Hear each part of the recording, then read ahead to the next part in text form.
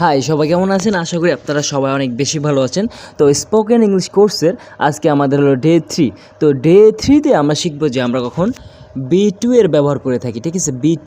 তো আমি বলে রাখি যে এই যে বি মানে কি, বি মানে হলো পাঁচটা am, is, are, was, were. এটা আমরা আগেই আমাদের যে দুইটা ক্লাস হয়েছে সেই দুইটা ক্লাসে আমরা ইতিমধ্যে জেনে গেছি। তো যাই হোক, বি মানে হলো am, is, are, was, were, এই পাঁচটা মনে রাখবেন। তো এই পাঁচটার সাথে আমরা টু যোগে কখন আমরা সেন্টেন্স তৈরি করি সেটা আমরা দেখবো, ঠিক আছে? মানে B2 মানে M2, is2, R2, was2, were2, ঠিক আছে?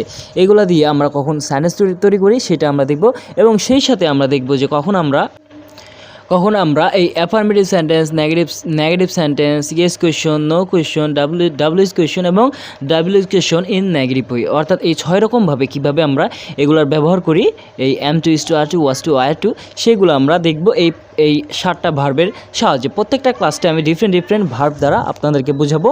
তো কয়েকটা কমন ভার্ব নিয়ে আমি, যেমন ডু, গো, প্লে, এইগুলো আর কি সবার যাতে বুঝে সেই ক্ষেত্রে আমি নিয়ে থাকি। তো যাই হোক, আমরা শুরু করে দিই, ঠিক আছে? তো আমরা জানি যে এম কার সাথে বসে, এম সাধারণত আমরা আয়ের সাথে বসাই, ঠিক আছে? আয়ের সাথে। আর এখানে কি বসাবেন? আপনি যে কোনো ভার্বের বেস ফর্ম বসাবেন, ঠিক আছে? এই যে ভার্বের বেস ফর্ম লিখছে, এরকম আপনারা যে কোনো গ্রামার বইয়ে 200-300টা পেয়ে যাবেন, বা আমার যদি ভিডিও দেখেন তাহলে প্রত্যেকটা ক্লাসে আমি 6-7টা করে নতুন ভার্ব দেওয়ার চেষ্টা করি, তো দেখলেও হবে। যাই হোক, আমরা শুরু করে দিই। তো কোনো কাজ মনে করেন যে আপনাকে কী করতে হয়, ইউজুয়ালি করতে হয়। কি ইউজুয়ালি, ঠিক আছে? মানে সাধারণত আপনাকে কোনো কাজ, আপনাকে বা কাউকে সাধারণত কোনো কাজ করতে হয়, সেক্ষেত্রে এই B2 এর ব্যবহার করতে হয়, ঠিক আছে? সাধারণত, ঠিক আছে? আচ্ছা, ঠিক আছে। যেমন ধরেন যে আপনাকে কি স্কুলে যাইতে হয়, তাই না? রেগুলার বা কলেজে বা অফিসে যেখানে হোক আপনাকে যাইতে হয়, সাধারণত ইউজুয়ালি আপনি যান। এটা স্বাভাবিক নর্মাল একটা বিষয়। সেক্ষেত্রে আপনি বলবেন যে I am to go to office, আমাকে অফিসে যাইতে হয়, ঠিক আছে? I am to go to school, আমাকে স্কুলে যেতে হয়। আই অ্যাম টু বড়ো, আমাকে ধার করতে হয়। মনে করেন যে এটা আপনার ইউজুয়ালি একটা কাজ, ধার করতেই আপনাকে রেগুলার, এটা আপনার কাছে স্বাভাবিক বিষয়। তাহলে আই অ্যাম টু, এই যে ভার্ব ওয়ানের জায়গায় বড়ো, ঠিক আছে? আই অ্যাম টু বড়ো, আমাকে ধার করতে হয়, ঠিক আছে? আই অ্যাম টু স্লিপ, আমাকে ঘুমাতে হয়, ঠিক আছে? সেমভাবে আপনি ইজ কার সাথে বসাবেন, মানে কোন সাবজেক্টের সাথে আপনি ইজ বসাবেন। তো ইজ বসাবেন আপনি হি, শি, এবং আপনি বসাবেন নেম, এবং আপনি ইটের সাথে আপনি এই ইজ টু এর ব্যবহার করতে পারেন, ঠিক আছে? তার মানে হবে he is to, she is to, name is to, it is to. Okay, এটার সাথে কি, এটার সাথেও সেম ভার্বের যে বেস ফর্ম আছে সেটা আপনি বসা দেবেন, তাইলে সেন্টেন্স তৈরি হয়ে যাবে। আমরা যতক্ষণে দেখব যে আমরা অ্যাফার্মেটিভ, নেগেটিভ, ডাব্লিউএস কোয়েশ্চন কেমনে করি, স্টেপ বাই স্টেপ আমরা আগাই, ঠিক আছে? যেমন ধরেন যে হি ইজ টু, এই ভার্ব ওয়ানের জায়গায় লাগাই দিলাম sweep. He use to sweep, তাকে ঝাড় দিতে হয় রেগুলার, সে মনে করেন যে একটা ঝাড়ুদার। তাহলে হি ইজ টু সুইপ, এখন বড় করতে পারেন, হি is two sweep the room, তাকে রুম ঝাড়ু দিতে হয়, ঠিক আছে? হি ইজ টু সেও ক্লোথস, তাকে কাপড় চোপড় সেলাই করতে হয়। সেও মানে হলো সেলাই করা, ঠিক আছে? আচ্ছা, শি ইজ টু প্লে, ঠিক আছে? শি ইউজ টু প্লে, তাকে খেলতে হয়, স্বাভাবিকভাবে তাকে খেলতে হয়, ঠিক আছে? তারপর ধরেন যে কোনো নাম, রহিম ইজ টু প্লে, রহিমকে খেলতে হয়। ইট ইজ টু, মনে করেন যে এটা তো বস্তুবাচক অবজেক্ট, তাহলে এটা দিলাম আমি ক্লিন, ঠিক আছে? ইট ইজ টু, এই ভার্ব ওয়ানের জায়গায় আপনি লাগাই দেবেন ক্লিন, ঠিক আছে? ইট ইজ টু ক্লিন, এটাকে পরিষ্কার করতে হয়, ঠিক আছে? এভাবে আপনি ডিফারেন্ট ভার্ব ইউজ করে বলতে পারেন। যেমন ইট ইজ টু সেও, এটা সেলাই করতে হয়, ঠিক আছে? এইভাবে আপনি বলতে পারেন। ওকে, যে কোনো ধরনের ভার্ব চেঞ্জ করবেন, তাহলে বাক্য তৈরি হয়ে যাবে। এখন আমরা দেখি যে R2 কার সাথে বসায়, ঠিক আছে?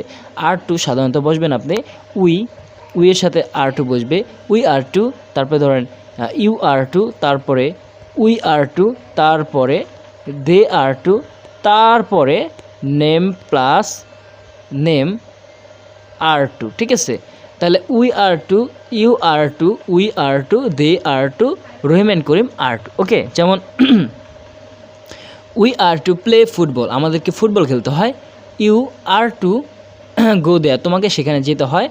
উই R2 ট্রাই, আমাদেরকে চেষ্টা করতে হয়।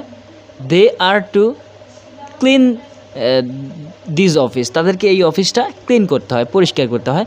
Rahim and Karim R2 do the work, Rahim এবং করিমকে কাজটা করতে হয়। ঠিক আছে, এরকম ইউজুয়ালি যে কাজগুলো, সাধারণত যে কাজগুলো হয়ে থাকে সেক্ষেত্রে আপনি এগুলো ব্যবহার করতে পারেন। ঠিক আছে, আচ্ছা এবার দেখি আমরা এই ওয়াজ টু আর ওয়ার টু কার কার সাথে বসে, তারপরে আমরা negative use question, no question, double use কোয়েশ্চেনটা দেখবো। ঠিক আছে, তো ওয়াজ বসে সাধারণত আপনি কী বলবেন, আমি যে বলবো আমার সাথে সাথে একটু মনে মনে বলার চেষ্টা করবেন। ঠিক আছে, I was to, I was to, he was to, he was to, she was to, she was to, name was to, name was to, it was to. ঠিক আছে, এইগুলোর সাথে আপনি ওয়াজ টু এর ব্যবহার করবেন। ঠিক আছে, যেমন আই ওয়াজ টু বড়, আমাকে ধার করতে হতো।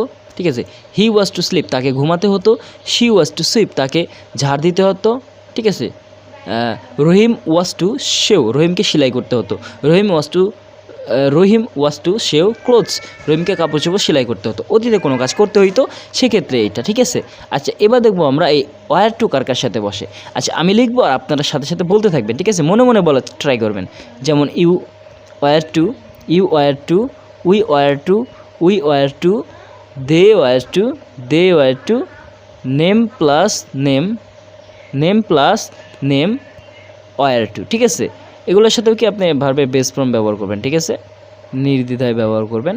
যেমন ধরেন যে ইউ ওয়ার টু, এই ভার্ব ওয়ানের জায়গায় ভার্ব। ঠিক আছে, তাহলে ইউ ওয়ার টু, এই ভার্ব ওয়ানের জায়গায় গো লাগালাম, তাহলে you were to go.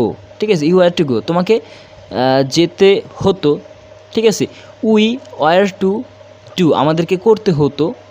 They were to try, তাদেরকে চেষ্টা করতে হতো। রহিম অ্যান্ড করিম ওয়ার টু ইট, রহিম এবং করিমকে খেতে হতো। ঠিক আছে, ইউ ওয়ার টু ক্লিন, তোমাকে বা তোমাদেরকে পরিষ্কার করতে হতো। ঠিক আছে, সেটা যে কোনো কিছু হতে পারে। তো আপনারা বড় সেন্টেন্সও তৈরি করতে পারবেন। এটা তো ডে 3 মাত্র, আস্তে আস্তে ধীরে ধীরে আপনারা শিখে যাবেন, জাস্ট বেসিকগুলো জানেন। আচ্ছা যাই হোক, এবার আমরা দেখি আমরা কখন নেগেটিভ সেন্টেন্স মানে নো কোয়েশ্চনটা তৈরি করি। ঠিক আছে, কেন আমি লিখি যে নো কোয়েশ্চনটা কখন আমরা কীভাবে তৈরি করি। ঠিক আছে, তো নো কোয়েশ্চনটা তৈরি করার জন্য আপনারা জাস্ট একটা কাজ করবেন। ঠিক আছে, যেমন এই যে অক্সিলারি ভার্ব দেখতেছেন, এই অক্সিলারি ভার্বের পরে আপনারা জাস্ট নট লাগাই দেবেন। ঠিক আছে, যেমন এই যে অক্সিলারি ভার্ব কই, এই যে নট লাগাই দেবেন আপনারা, তাহলেই কিন্তু নেগেটিভ সেন্টেন্স সহজে তৈরি হয়ে যাবে। অক্সিলারি ভার্ব কোথায়, এই যে এখানে আমরা নট লাগাই দিলাম। ঠিক আছে, আচ্ছা এটা একটু ফাঁকা করে দিই যাতে একটু বুঝতে আপনাদের একটু সুবিধা হয়। ঠিক আছে, নট লাগাই দিই এখানে। হ্যাঁ, এই যে আপনাদেরকে এখন আমি একটু পড়ে শোনাই। হ্যাঁ, যেমন ধরেন যে কি বললাম যে আই অ্যাম টু গো। ঠিক আছে, আই অ্যাম টু গো ছিল, আমাকে যেতে হয়, তাই না? এখন নেগেটিভ করব আমরা, তাহলে I am not to go, আমাকে যেতে হয় না। ঠিক আছে, আই অ্যাম নট টু ইট, আমাকে খেতে হয় না। He is not to go, তাকে যেতে হয় না। শি ইজ নট টু সেও, তাকে সেলাই করতে হয় না।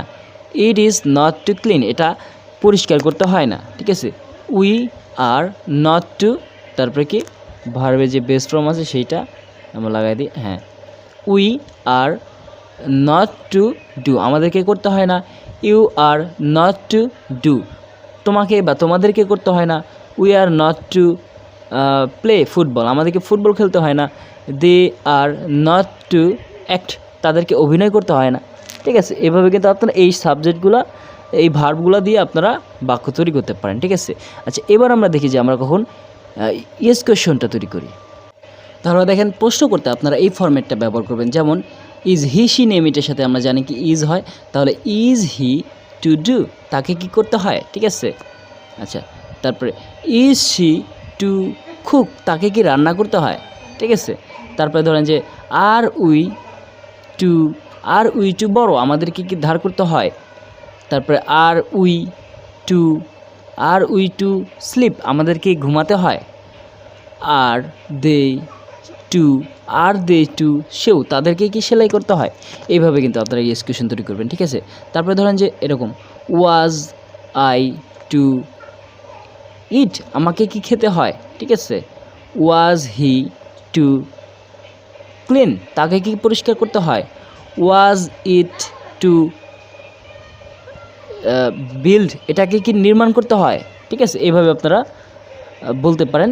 তারপরে ধরেন এই যে এখানে কী হবে, এখানে এগুলোর সাথে আপনারা ওয়ার দিবেন, ঠিক আছে, যেমন কি ওয়ার, ঠিক আছে, প্লাস, তাহলে কি you we they name plus নেমের সাথে কী হবে, আমাদের ওয়ার বসবে, ঠিক আছে, যেমন ওয়ার ইউ, ঠিক আছে, ওয়ার ইউ টু ডু, তোমাকে কি করতে হতো বা তোমাদেরকে কি করতে হতো, ঠিক আছে, ওয়ার ইউ টু ইট, তোমাকে কি খেতে হতো, ঠিক আছে, were they to sweep the room, তাদেরকে কি রুমটা পরিষ্কার করতে হতো, ঠিক আছে, were Rahim and Karim to try, Rahim এবং করিমকে কি চেষ্টা করতে হতো। এভাবে আপনারা ইয়েস কোয়েশ্চন তৈরি করবেন।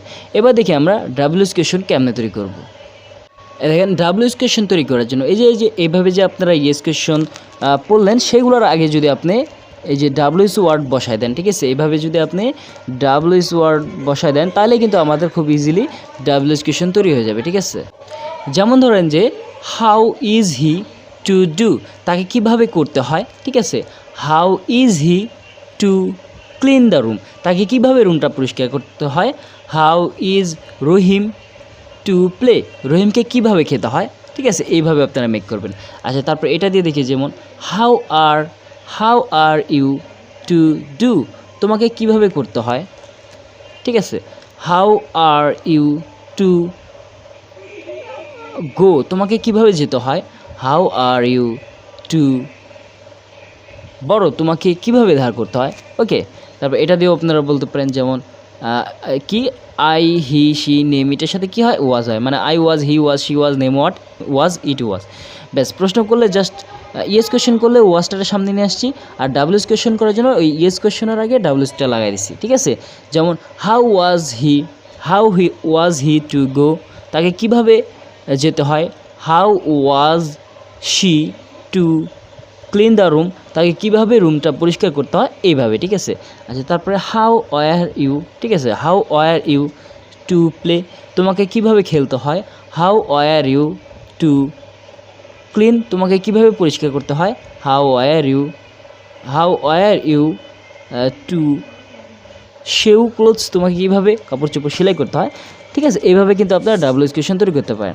আর যদি নেগেটিভ কোয়েশ্চন তৈরি করতে চান, তাহলে এই যে অক্সিলারি ভার্বগুলোর সাথে আপনি নট লাগাই দিতে পারেন, ঠিক আছে, তাইলে কিন্তু আপনাদের নেগেটিভ সেন্টেন্সগুলো কিন্তু তৈরি হয়ে যাবে, ঠিক আছে। এভাবে আপনারা এখানে নট লাগাই দিবেন, ঠিক আছে, তাইলেই ইজিলি তৈরি হয়ে যাবে, আপনারা ডাব্লিউএস কোয়েশ্চনের নেগেটিভ ফর্মের কিন্তু তৈরি হয়ে যাবে। তো আশা করি আপনারা এই B2 এর ব্যবহারটা এই ক্লাসটাতে বুঝতে পারছেন। তো যদি বুঝে থেকে থাকেন তাহলে কমেন্ট করে জানাবেন, আর যদি কোনো কিছু নিয়ে কোয়েশ্চেন থাকে সেটাও আপনারা জানাতে পারেন। আর এই ক্লাসটা পিডিএফটা যদি আপনারা পাইতে চান, সেটাতে 1-150 এক্সাম্পল দেওয়া আছে, সেগুলো আপনি ঘুরে ফিরে শুয়ে বসে যেখানেই হোক না কেন চর্চা করতে পারবেন। আর একটা ভিডিওতে অনেকগুলো ভার্ব দিয়ে এক্সাম্পল দেওয়া যায় না, কারণ তাহলে ভিডিওটা অনেক বড় হয়ে যায়, ঠিক আছে। এই কারণে আমি চেষ্টা করি একটা লেসনে সর্বোচ্চ 5-7টা করে ভার্ব অ্যাড করার এবং সেগুলো দিয়ে পুরো লেসনটা কভার করা, ঠিক আছে। তো প্রত্যেকটা লেসনে কিন্তু আলাদা আলাদা ভার্ব দিয়ে আমি ভিডিও তৈরি করতেছি। তো আপনারা প্লেলিস্টে গিয়ে কিন্তু চেক করতে পারেন। তো এরপরে ভিডিওতে আমরা দেখব যে আমরা কখন এই যে B2 না, আমরা দেখব যে ডে 4-এ, অর্থাৎ ডে 4-এ আমরা দেখব যে আমরা কখন হ্যাভ ভার্ব মানে হ্যাভ টু এর ব্যবহার। হ্যাভ টু কি মানে have to, has to, had to এর ব্যবহার আমরা কীভাবে করি সেটা দেখব। তো যাই হোক, যদি আমার চ্যানেলটা সাবস্ক্রাইব না করে থাকেন তাহলে এখনই করে দেন, আর লাইক করে দেন একটা, তাহলে আমার উৎসাহ বাড়বে। আচ্ছা, ভালো থাকবেন সবাই।